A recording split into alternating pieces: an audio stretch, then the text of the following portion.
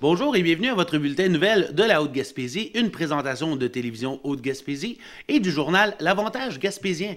Mon nom est Dominique Fortier et à ma gauche, Frédéric Deroy. Alors bonjour Frédéric. Bonjour Dominique. Alors ça a bien été côté pelletage cette semaine? Ça tient en forme. Ça tient en forme, effectivement. On aura l'occasion d'en reparler d'ailleurs puisque Météo Média faisait ses prédictions pour le printemps qui s'en vient et, oh, surprise, il y aura de la neige. Eh bien, un classique printemps, ça égale neige. Effectivement. Mais avant de se lancer à pieds joints dans la neige, parlons d'une des activités hivernales fort populaires en Haute-Gaspésie, la motoneige. Et à cet effet, la ministre du Revenu national et députée de la Gaspésie, Diane Leboutier, était présente à Mont-Saint-Pierre en fin de semaine dernière pour donner une enveloppe de 633 600 $ pour 3 clubs de motoneige de la Gaspésie, du nord de la Gaspésie. On parle du club des As, du club du Rapide Blanc et du club de motoneige Tourelle. Alors, dans notre cas, évidemment, c'est le club Tourelle qui nous intéresse. Alors, avec cette enveloppe de 633 000 $, on a pu faire l'acquisition de 3 niveleuses surfaceuses. Alors, c'est cet équipement-là qui est essentiel pour l'entretien de centaines de kilomètres de sentiers de motoneige. Et ce que le président du club de Tourelle, Régent Normand, me disait, c'est qu'il était minuit moins une. Si on n'avait pas cette subvention-là pour faire l'achat d'équipement, eh bien, on risquait de mettre la clé dans la porte du club de motoneige. Donc, on sait, si on n'a plus de club de motoneige, personne pour entretenir les sentiers. Pas de sentier, ben, pas de retombées économiques liées au tourisme hivernal. Et c'est justement pour ça que Mme Leboutier nous avait présenté avec Rémi Massé, son député voisin d'Avignon-Lamitis, Matane-Matapédia, en juin dernier, une enveloppe de 10 millions pour justement aider les clubs de motoneige. Et tout ça émane d'une volonté de la Haute-Gaspésie. C'est la Haute-Gaspésie qui a approché la ministre pour dire on a besoin d'argent pour pouvoir entretenir nos sentiers. Alors, bravo la Haute-Gaspésie pour faire bouger le fédéral, ce qui est jamais facile. Et puis, dans le fond, c'est une excellente nouvelle pour la motoneige parce que c'est une activité, comme tu disais, qui a beaucoup de retombées économiques en hiver en Gaspésie. Dans le tourisme hivernal, c'est un gros morceau. C'est une bonne nouvelle aussi d'avoir des sentiers entretenus pour concentrer les activités de motoneige dans des lieux précis. Oui. Ce qui m'amène à dire, dans les derniers jours, il y a eu 2 incidents fâcheux ici dans la région. La piste de ski de fond, les Lynx, ceux qui connaissent, c'est dans le coin du Chalet Scout où le départ se situe. Des motoneiges ont été un peu défaire les sentiers pour se promener dans cette zone-là. Donc, c'est assez regrettable. Et si vous suivez Éric Deschamps, le photographe de la belle nature de la Haute-Gaspésie sur Facebook, il n'y a pas si longtemps, quelques jours ou avant-hier, des motoneigistes ont poursuivi une femelle orignale et son bébé. Le petit est mort et la mère agonisait avec une patte blessée. On sait que les orignaux vont courir presque jusqu'à la mort. Donc, des gestes vraiment regrettables qui salissent un peu la réputation qui entachent en tout cas l'activité de motoneige. Pour ceux qui le font correctement, et c'est la majorité, tant mieux, et c'est une belle annonce pour les sentiers, mais si vous connaissez les gens qui ont fait ça, d'aller scraper les sentiers de ski de fond ou de poursuivre jusqu'à la mort des animaux, là, dénoncez-les parce que c'est la réputation de votre activité en même temps là, qui est en jeu. Donc, en espérant que ça ne se reproduise plus, mais c'est vraiment assez poche, merci. Exactement. Puis, comme tu le dis, la majorité des gens qui pratiquent la motoneige le font de façon respectueuse dans les règles de l'art. Alors, évidemment, c'est toujours un petit groupuscule de gens qui pratiquent un peu le je m'en foutisme qui fait que, justement, ça rejaillit de façon négative sur les gens qui le font de la bonne façon. Et voilà. Mais donc, excellente nouvelle et on félicite le fédéral pour cette aide en Haute-Gaspésie. Oui, et c'était une enveloppe de 10 millions de $ qui provenait de Développement économique Canada, donc le ministre Nafdi Baines, qui est à remercier pour cette annonce. Ministre fort sympathique. Oui, alors là, ce sera tous mes commentaires positifs de la semaine ou du mois pour le fédéral. Alors, on va se replonger les 2 pieds dans la neige jusqu'au coude, puisque Météo Média a dévoilé ses prédictions pour la fin de l'hiver qui s'en vient et le début du printemps. Alors, je me suis entretenu avec le météorologiste Bertin Ossonnon de Météo Média et je vais reprendre ses mots, fin d'hiver acharné. Alors, ça donne... ça donne le goût. Ça donne le ton, effectivement. Alors, on s'attend à ce qu'il y ait encore beaucoup d'épisodes de froid extrême dans les prochaines semaines. Mois de mars ne devrait pas être de tout repos. On s'attend également à d'autres chutes de neige importantes. On en a déjà eu beaucoup. À titre d'exemple, en 2019, cette année, on a battu un record vieux de 50 ans, alors qu'en 1969, on enregistrait à l'aéroport de Gaspé 152,5 cm de chute de neige en janvier.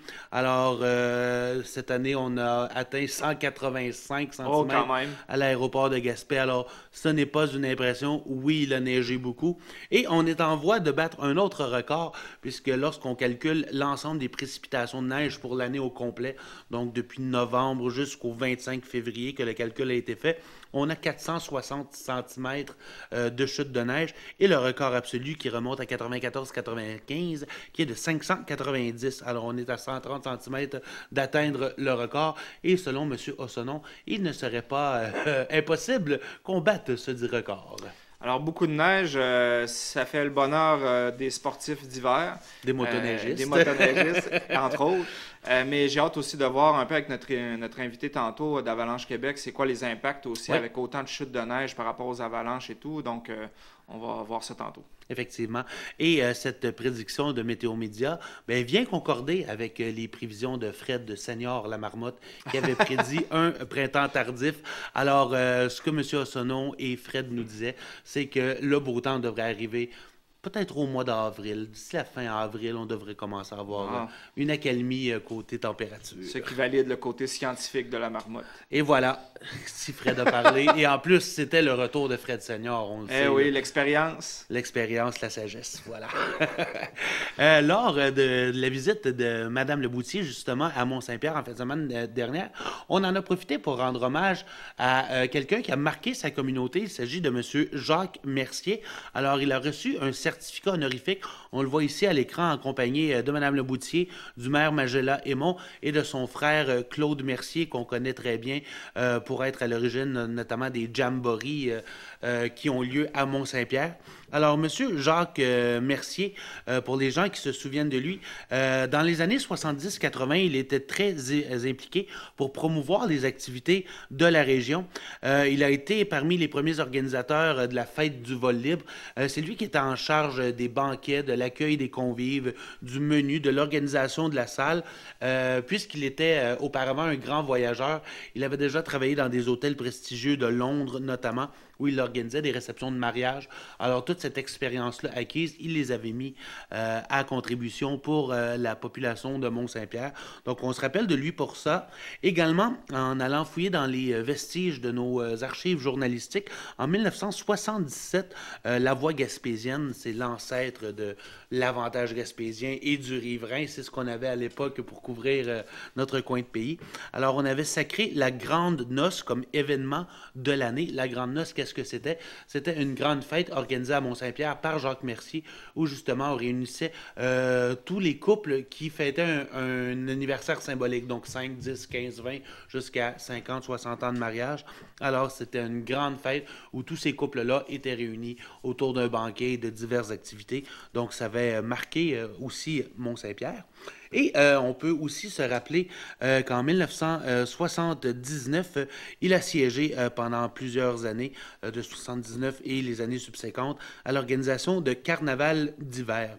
Et si vous allez à Mont-Saint-Pierre l'été, sur le bord de la plage, il y a plusieurs petites photos qu'on peut retrouver sur des photos historiques qui sont en version diaporama sur la plage de Mont-Saint-Pierre. Eh bien, ça vient également de M. Mercier.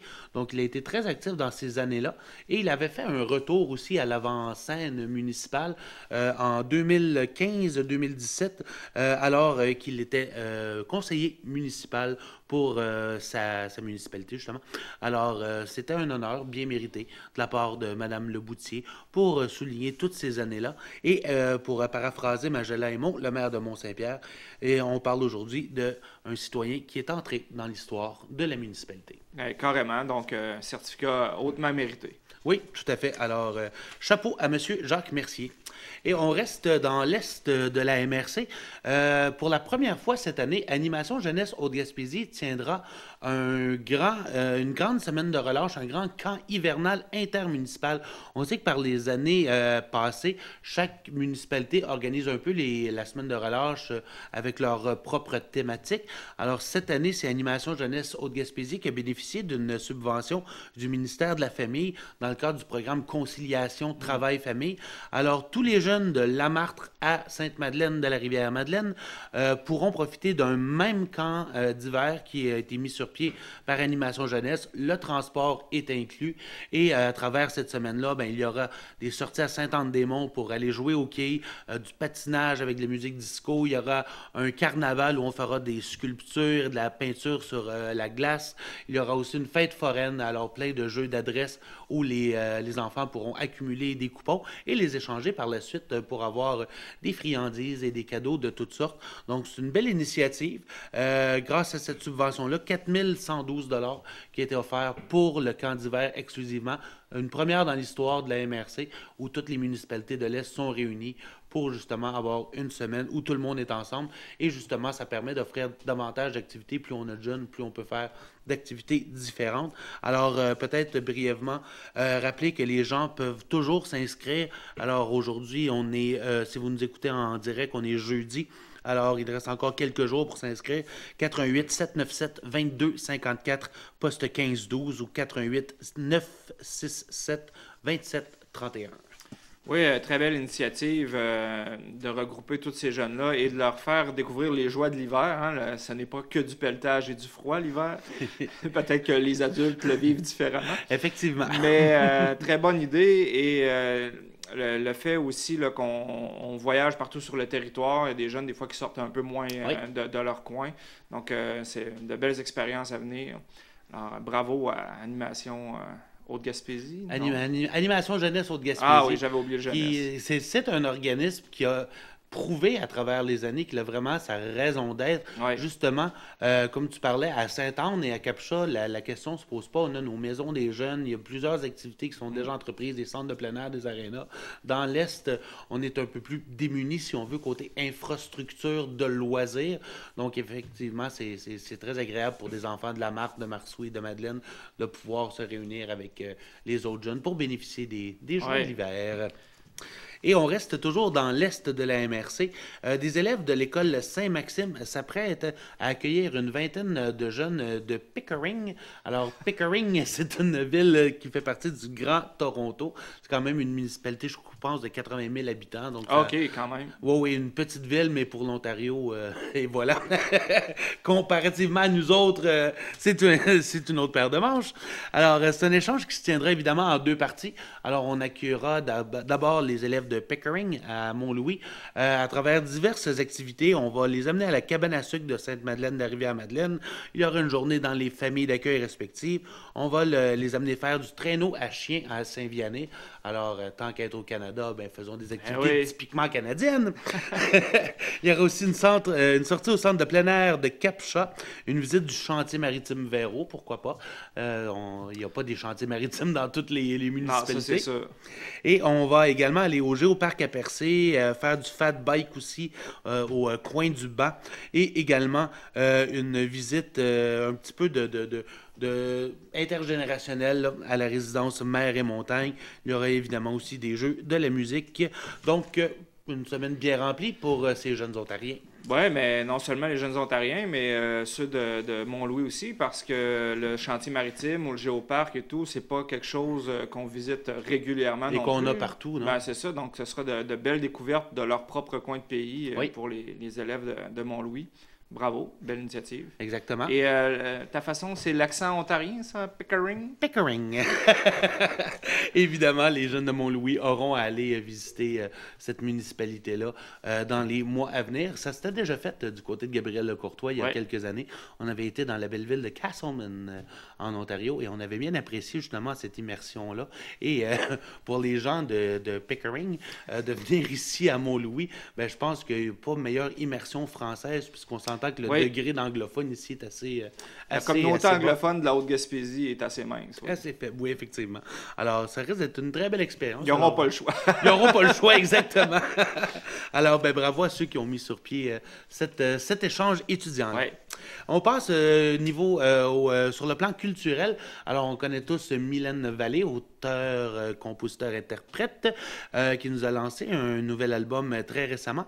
Et là, ce qu'on apprenait, c'est qu'elle s'est inscrite au concours pour l'amour du country. Alors, c'est un concours qui revient à chaque année où, à travers les votes du public, un artiste a la chance d'aller se produire sur scène avec Patrick Normand et les musiciens de Pour l'amour du country. Manon et Gaétan du duo Jukebox avaient déjà tenté l'expérience Oui, c'était rendu il y a quelques loin. années. Oui, c'était rendu en finale, effectivement, tout comme Mylène Vallée qui, cette fois-ci, une fois que le jury a décider de qui se rendait en finale. Là, ça dépend du public. Le public peut aller voter à tous les jours, d'ailleurs.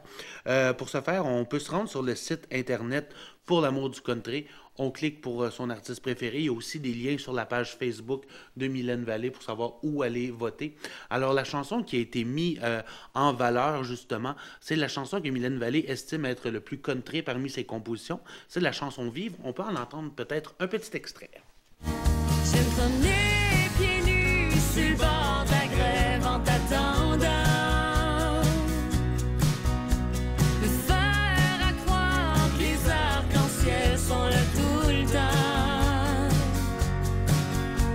Qu'on manquera jamais de temps, jamais d'argent.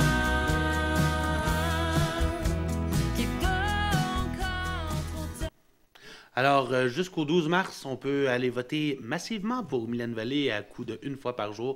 Alors, qui sait, peut-être aurons-nous l'occasion de la voir. On peut voter plus qu'une fois, mais une fois par jour. Une fois par jour, oui, exactement. d'accord. Voilà. Alors, rendez-vous sur la page de Pour l'amour du country et bonne chance à Mylène. Et dernière nouvelle, avant de passer à notre bloc entrevue, l'équipe Pee-Wee B de la Haute-Gaspésie a remporté les grands honneurs lors du dernier tournoi Invitation Desjardins. Ça se tenait du 22 au 24 février dernier. Alors, ce qu'on peut dire, c'est que les jeunes Pee-Wee ont du caractère. Ça n'a pas été des matchs qui ont paru très difficiles à remporter, puisqu'on parle de marques de 9-2, de 7-0, de 9-2 et finalement de 4-1. Donc, on s'en est très bien tiré. On se prenait notamment contre les Mariniers du Fleuve. On s'est pris également contre l'équipe de la vallée de la Matapédia. Donc, une belle victoire, une belle séquence. On peut mentionner aussi des tours de chapeau qui ont été produits pendant cette fin de semaine-là. William Miville, justement, le numéro 99, a fait un tour de chapeau lors du deuxième match. Ce blanchissage-là qui appartenait à Félix-Antoine Brisebois. Alors, beaucoup de joueurs qui ont réussi à se démarquer. D'ailleurs, dans le premier match qu'ils ont remporté 9-2, pratiquement tous les joueurs se sont inscrits au pointage, soit en marquant un but ou une mention d'assistance. Alors, chapeau aux Pee-Wee qui terminent ce tournoi-là de très belle façon et qui font la fierté de notre coin de pays. Excellent, félicitations. Tout à fait. Et sur ce, on fait une courte pause et on revient avec notre invité de la semaine. Alexis, c'est un petit gars très actif, toujours souriant.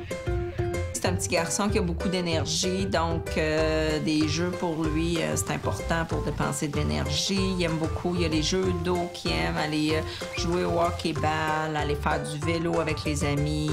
Il y a le soccer aussi qu'il aime beaucoup. Alexis, c'est un garçon très enjoué, fonceur, très ordonné. Ces petites autos, il sait tout ce qu'ils sont. Tu vas lui demander telle petite auto ce qu'elle est, puis il va te le dire tout de suite. C'est vraiment remarquable, même.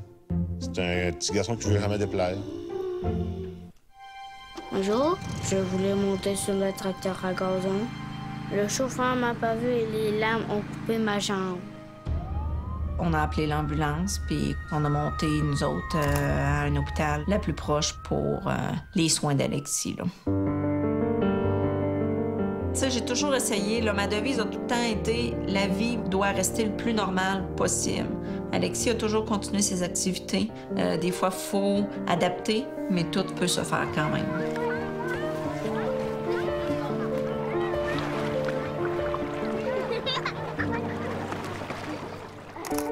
L'association des amputés de guerre, c'est rien que du bien. Je pense que pour avoir eu ça, je sais pas si on serait rendu à ce point-là. Puis c'est les ressources humaines que tu vas chercher. Tu vois du monde comme Alexis, puis à d'autres stades. Puis ça fait du bien de les voir persister de même, puis qu'ils se débrouillent très bien dans la vie, là. accident comme celui d'Alexis, ça n'arrive pas juste aux autres. Un petit moment d'inattention et c'est fait.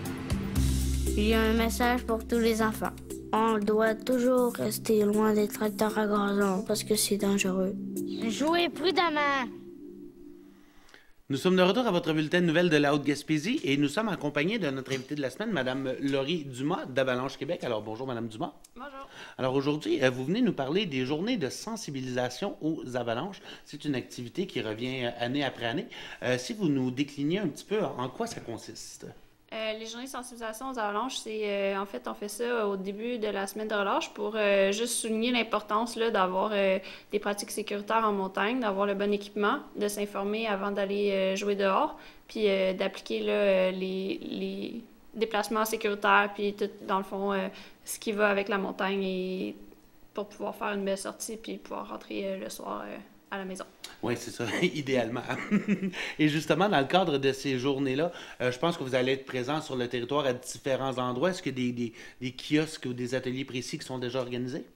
Oui, ça, dans le fond, quand on travaille tout au fil de l'année, là, on fait le bulletin puis on diffuse l'information avec le parc puis par Internet. Mais la fin de semaine, c'est les journées de sensibilisation aux avalanches. C'est le moment où on en profite pour être vraiment présent sur le terrain puis montrer c'est quoi qu'on fait, expliquer aux gens.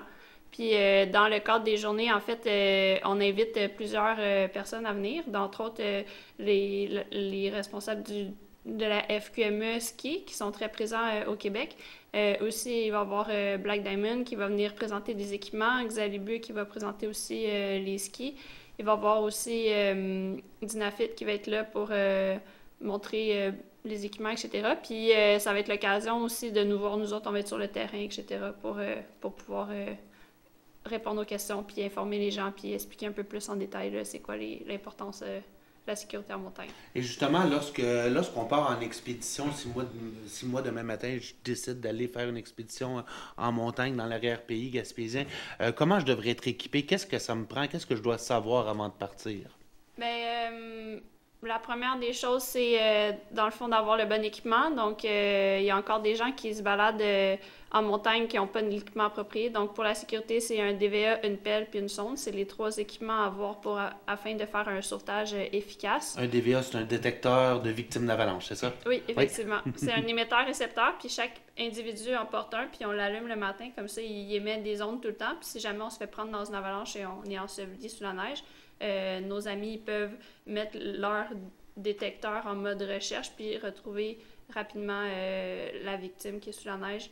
Puis avec la sonde, c'est un grand bâton où on va déterminer le point précis où la victime elle est. Puis avec la pelle, bien, on va excaver la victime de sous la neige. Pour le détecteur, est-ce que c'est quelque chose qu'on peut louer par vous autres au parc ou il faut en acheter un par nous-mêmes? Bien, c'est sûr qu'on peut en acheter dans les boutiques. Sinon, on peut en louer aussi Caroune Ski Shop ici à Saint-Anne-des-Monts qui loue des équipements de sécurité. Il loue aussi des skis pour ceux qui veulent se déplacer plus aisément en montagne. Puis sinon, il y en a aussi au CDS dans le parc de la Gaspésie. Puis sinon, il y a d'autres boutiques ailleurs, à Rimouski, dans Baie-des-Chaleurs, à Québec-Montréal aussi, où est-ce qu'on peut louer ces équipements-là quand on vient faire du ski. Et justement, un néophyte, quelqu'un qui s'aventure pour les premières fois, c'est pas conseillé d'y aller seul, c'est conseillé d'y aller avec des gens qui savent déjà justement qui connaissent les lieux. On parlait de Caroune, notamment Mathieu Caron, je pense son nom.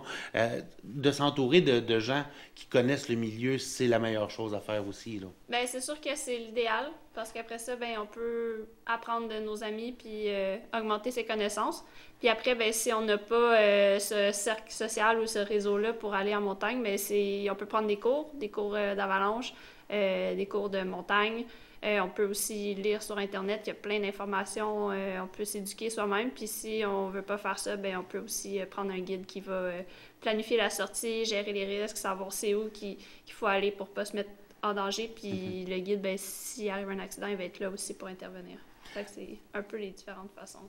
Et justement, Fred, on en parlait avant la pause, on a eu un hiver très neigeux. Est-ce que ça change la donne ou ça augmente les risques d'avalanche lorsqu'il y a d'importantes quantités de neige qui tombent comme cet hiver? Bien, c'est sûr que les risques, c'est une analyse. Puis quand il neige puis qu'il y a du vent, bien, souvent, ça va créer des plaques à vent. Puis aussi, on a eu quelques épisodes de pluie au début de l'hiver, donc ça crée des interfaces plus propices pour les avalanches. Donc, tous ces éléments-là font en sorte que, oui, il va y avoir plus de risques d'avalanche, puis oui, ça va être un petit peu plus intense en montagne. Puis aussi, une autre chose qu'on a remarqué, c'est qu'il y a vraiment beaucoup de gens qui viennent, de plus en plus de monde qui vont dans les montagnes. Puis les gens, ils veulent toujours aller skier la neige fraîche, donc ils vont aller plus loin, donc ils vont pousser la limite pour aller atteindre des endroits où peut-être il y a 10 ans, les gens n'allaient pas nécessairement parce qu'ils skiaient à côté, puis c'était très beau, puis il n'y avait personne d'autre. Donc, c'est un peu tous ces éléments-là qui font Tu es un peu victime de la popularité du sport qui se développe et de l'emplacement ici qui est connu de plus en plus. Ouais. Ça ressemble à quoi un peu le bilan cette année? Ou est-ce qu'il y a eu des accidents? Je pense que Dominique avait sorti quelques articles déjà cette année. Ben, je sais qu'il y avait un épisode avec 7 skieurs qui avaient été prisonniers, là, mais est-ce qu'il y a eu d'autres événements? Oui, il y a eu un autre incident aussi, juste dans les Chic-Chocs au mois de décembre. Il y a eu 3 personnes, je crois, qui se sont fait surprendre puis qui se sont blessées un peu. Puis après, il y a eu un autre incident aussi plus récemment au Mid-Madeleine là, avec 2 personnes là, qui ont vraiment pris une grande ride en bas de la pente. Puis aussi, il y a eu quelques autres skieurs qui ont déclenché des avalanches par-ci par-là sans nécessairement se faire déplacer par la neige.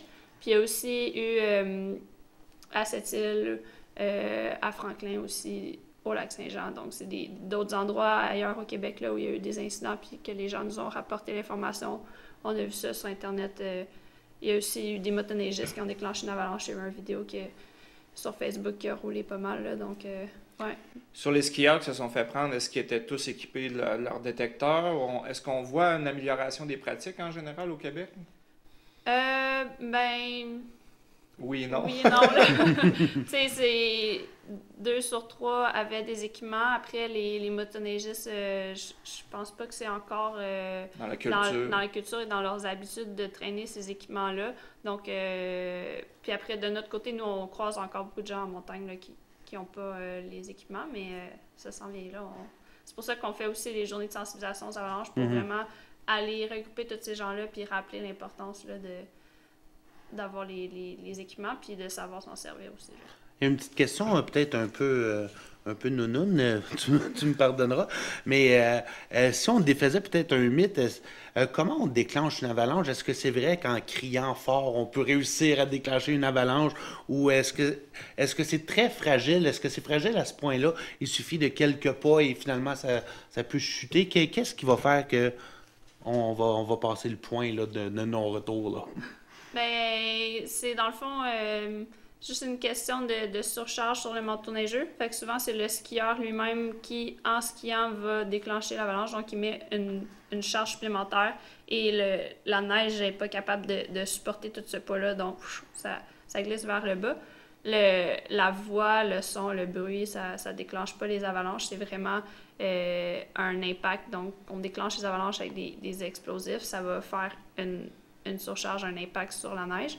Puis après aussi, les avalanches naturelles, ça va être la neige, le vent qui va transporter la neige, ça va augmenter le poids sur le manteau neigeux. Puis là, ça va faire des avalanches. S'il fait soleil, il fait chaud, ça l'alourdit. Ça va faire une avalanche. Est-ce qu'on en crée des par explosifs ici dans la région, des fois préventifs? Est-ce qu'on le fait des fois? On fait pas ça au Québec. Dans le fond, dans le parc, la Gaspésie réserve faunique, donc... Ouais, ça serait malaisant. Ça ferait peur au caribou, Fred. Ouais, non, ce serait pas bon pour le caribou, ouais. Puis c'est, tu sais, les endroits où ils déclenchent les avalanches, c'est souvent sur le bord des routes, parce que les avalanches vont atteindre la route, puis là, les gens qui sont dans leur véhicule vont être à risque. Dans les stations de ski dans l'Ouest, mettons, ou en Europe, où est-ce que là, s'il y a une avalanche, ça va rentrer dans la station. Puis la station se doit de sécuriser le secteur. Donc, dans l'arrière-pays, comme ça, là, on fait pas ça. D'accord. Alors, écoutez, Laurie, Fred, le temps file rapidement. Alors, il nous reste une quinzaine de secondes. Alors, 1er, 2 et 3 mars. Où on peut vous voir concrètement, physiquement, vous allez être où? On va être demain, vendredi, au Malbord. Puis après ça, on va être samedi, ça va être principalement dans le parc de la Gaspésie. Donc, à l'accueil du parc, on a un kiosque. Il y a une course qui va être organisée aussi au Champ de Mars. Puis, on a des prêts d'équipement au Champ de Mars. Puis, il y a un après-ski là, au CDS le samedi soir, mais vous pouvez aller sur Internet voir toute la programmation. Sur la page Facebook d'Avalanche Québec. Oui. Oui.